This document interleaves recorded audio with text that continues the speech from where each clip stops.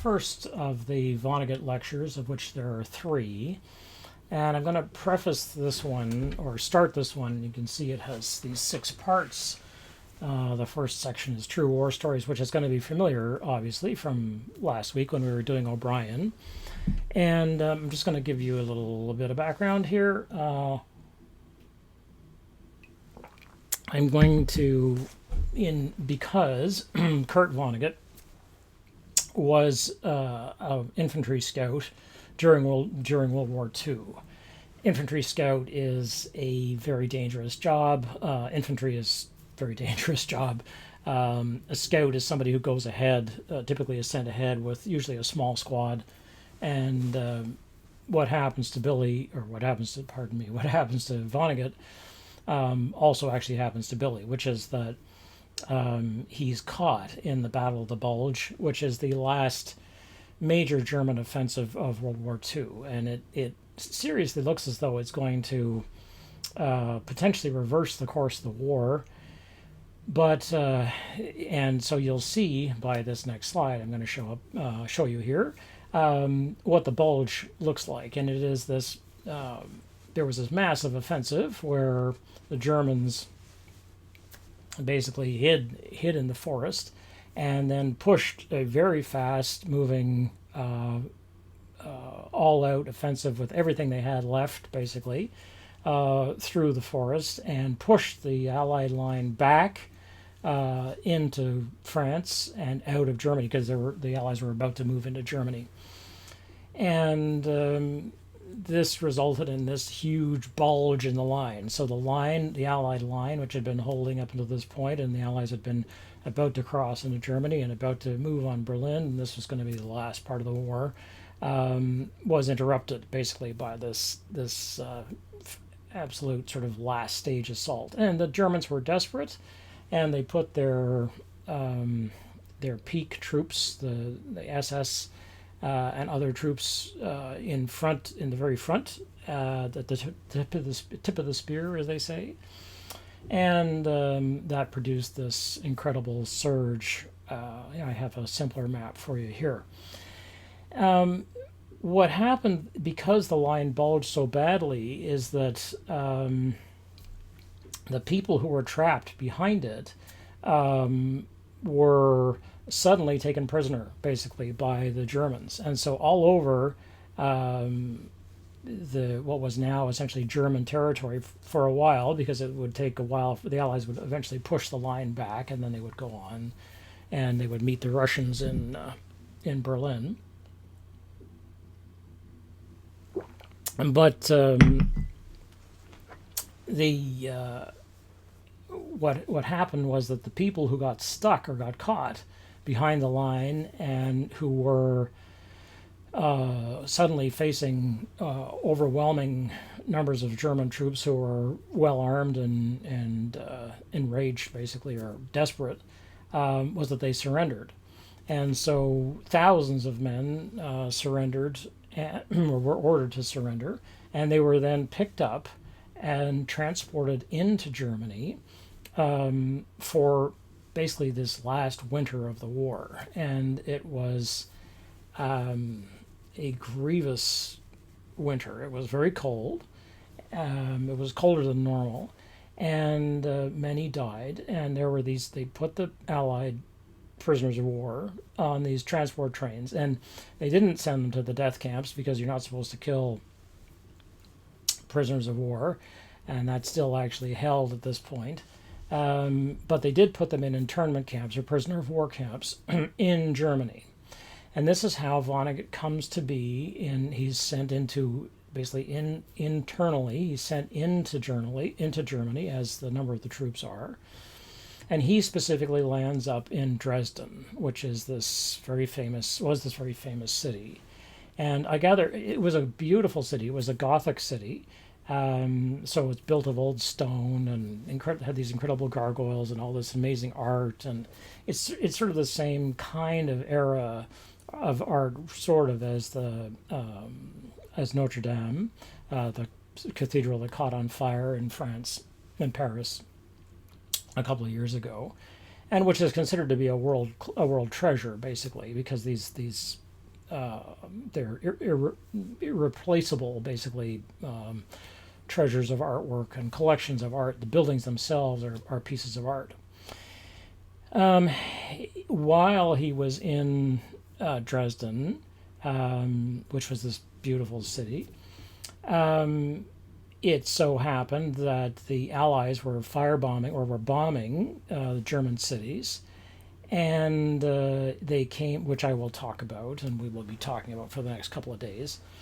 And as a result, Billy Vonnegut, pardon me, and his group were nearly killed by their own bombers. As they say, raised a firestorm, as they often say, successfully created the Allies successfully created a firestorm from the air. We'll talk about what that is, and killed 135,000 people on the ground, most of whom are civilians, because Dresden was classified as an open city. Okay, so that's sort of the basics of what happens. And so what happened to Vonnegut pretty much happens to Billy. Now, at this point, because I've a couple of times now mistakenly said Vonnegut for Billy and so on, let me be clear that these are not the same people. And as again we had, as with O'Brien, remember we have the author Tim O'Brien, and then the narrator Tim O'Brien inside the book, and then the stories that Tim O'Brien and the other people tell. In Slaughterhouse-Five, we have the author Kurt Vonnegut, who creates the book Slaughterhouse-Five, and inside Slaughterhouse-Five there is a narrator named Kurt Vonnegut who tells who, for instance, writes the introduction, or who is the voice of the introduction. We don't know who that narrator is. It could be the same Kurt Vonnegut that writes the book, but we don't know. The narrator is a fictional creation as well, just the same way that Tim O'Brien's authorial voice inside the book is another fictional creation of Tim O'Brien, the actual author outside. So it's another metatext, basically, right? And O'Brien learns a lot of what he's doing from two particular books. Slaughterhouse-Five is one, and the other one is Catch-22 by Joseph Heller. And so we've got Kurt Vonnegut, the author, Kurt Vonnegut, the character, Billy Pilgrim, a character. Billy Pilgrim and Kurt Vonnegut are not the same character. Kurt Vonnegut, the narrator, winds up in actually the camp with Billy Pilgrim, which he says on page 125. He says, an American near Billy wailed that he had excreted everything but his brains. Moments later he said, there they go, there they go. He meant his brains. That was I, that was me, that was the author of this book, right, on 125. So Vonnegut deliberately, Vonnegut the author, external author, the person who just died recently, writes his own character of himself into the book, and a character named Billy Pilgrim, and he has the two characters present in the prisoner of war camp at the same time. Both are fictional creations, right? They seem to apparently inhabit the same universe. Okay, so if you thought when you started, oh, this is just a book about the war, it's like, no, it's another one of these meta-narratives, and there's a particular reason why we're focusing on these difficult sort of narratives at the beginning. It may help you to see this timeline, which I'm going to put up here now, clickety-click, which is, you may want to take a screenshot of it, that's fine, which shows you the path, basically, of Billy's life. And so there are two different lines, and let me do it this way. There are two different lines, basically lines of narrative in the text. One is the chronological narrative, which we're used to. We're used to things starting when somebody is born, a character is born, they live their lives, they die, or we take a slice of their life, and that's what that's about.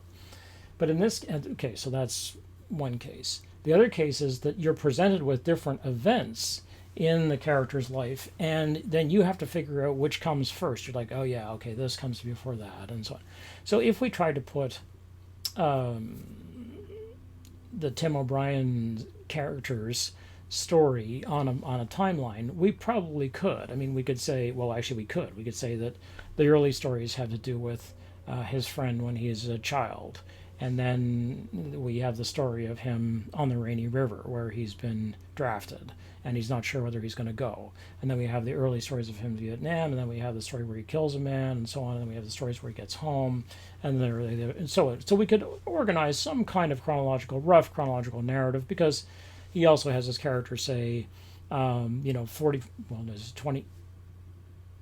Yeah, no, that's right. Yeah, he says it's 20. It's 20 years later. Yeah, it's 20 years later now, and da da da. It's like, I still don't know what this and this means. It's like, yeah, that's right. Okay, so so we could tell. Okay, and here's the narrator in the timeline. However, Vonnegut doesn't do that. Vonnegut presents you with apparently random series of events which are happening to Billy. But first, he starts with the introduction, and we learn a great deal from the introduction about what Vonnegut thinks the story is about. Remember that you can't take what he says in the introduction as the literal truth, because there is no literal truth inside the book, right? We can only do our best to pick it apart and see what's going on there. So you'll see that there are two narratives here. The bottom line is the chronological narrative, which we're used to. The top line is the narrative of the way things actually happened. Okay, so if you, for instance, look at, like, what's the first thing, I just arbitrarily settled on 10 things in the book to keep it, because it's a nice round number. And it's a decimal system. Okay, boy, we like that. So, but I have seen, there's a graphic novel which is either about to be released or has been released at this point that you're watching this, which is the graphic novel of the novel of Slaughterhouse-Five. And I don't know yet whether it'll be.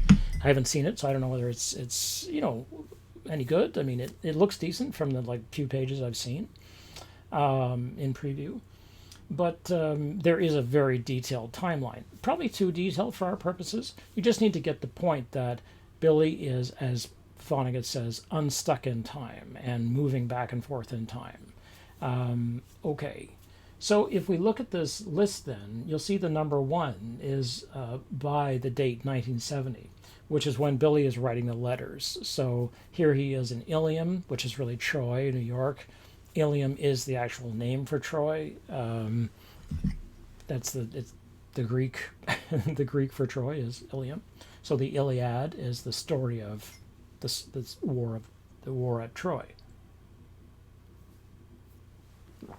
and the Odyssey is the story of Odysseus going home. But Odyssey is such a famous book that it's actually become a word. So we say, are you going on your Odyssey? Okay.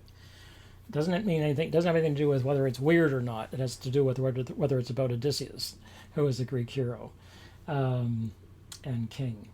So we start off at 1, where the letters. So the book begins with Billy writing letters, and apart from the introduction. Right. So then the second thing that happens is that Billy's an infantry scout. So we go back to 2, and he's a prisoner of war.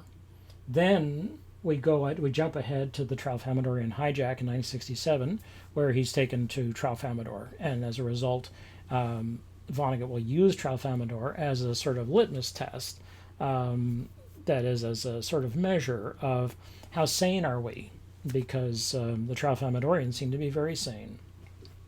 And by contrast, the way that Earthlings do things seems to be nuts. So that's very useful.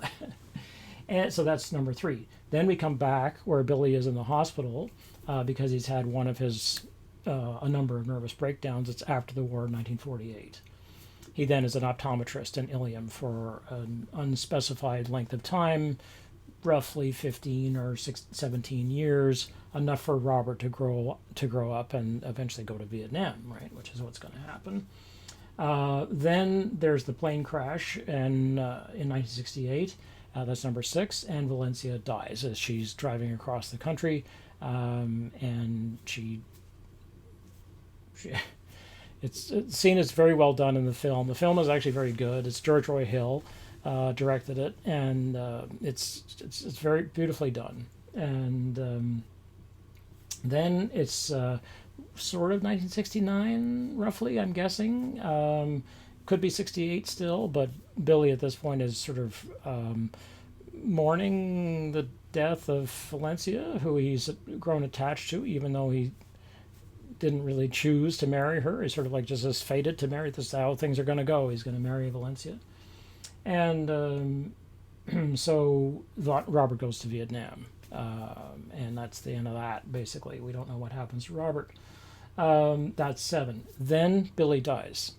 So it's February 13th, which is the anniversary of the firestorm in Dresden. But the actual firestorm, which actually happened, that actually is a thing. There's actual history underneath here. And Vonnegut was in Dresden, and he survived this thing, and I will talk about it.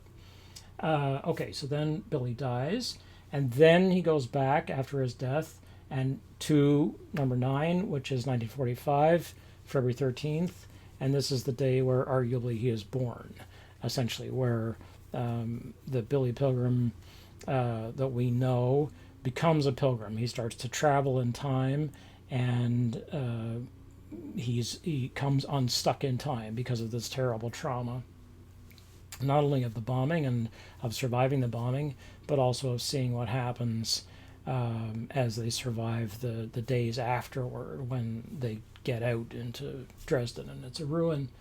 And then number 10 is that his baby,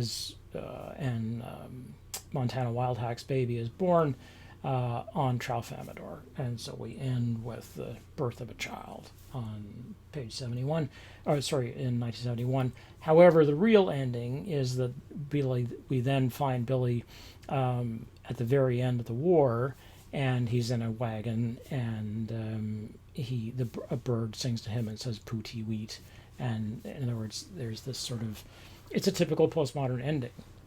Life goes on, basically. Okay, let me pause here because that probably got a little long. Yep.